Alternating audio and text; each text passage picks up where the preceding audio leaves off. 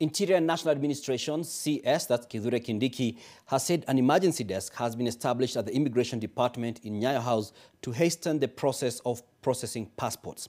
Speaking on his second-day consecutive visit to Nyayo House, the Interior CS indicated that the government is determined to streamline services at the Immigration Department, noting that any idlers loitering around the area risk arrests and prosecution. Rose Wangoi has more details.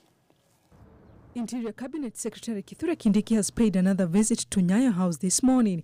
It is the second time the CS is making an impromptu visit this week after assuring that he will deal with the cartels at the immigration offices. Our officers have implemented the directives we gave yesterday that no member of the public is supposed to stay within this facility if they have no business with the functions being offered here. The CS put cartels or said to swindle money from citizens on notice and requested the public to offer information relating to corruption. Kuna wale bado wanafikiria hii ni sarakasi tu, ni mambo kidogo kidogo ya PR, hii kitu itaisha, tutarudi ile maisha tumezoea. Mimi nataka kuapa mbele yenu na mbele ya Wakenya. Hakuna mtu atachukua hongo hapa tena. It is over.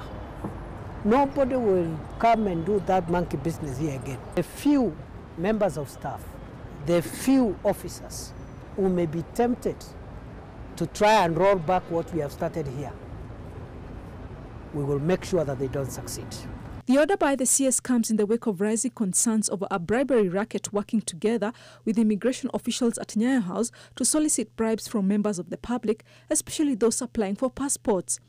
As part of measures to streamline services at Nyayo House, Kindiki announced that emergency desks have been established to expedite the processing of passports for applicants with urgent needs. Kenyans who can show that they have a job contract and that job contract has a reporting date, we will put them where we have put students who are reporting to colleges abroad and where we have put patients who are going for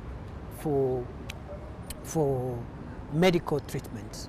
Lactating mothers, mothers with infants, as well as expectant mothers.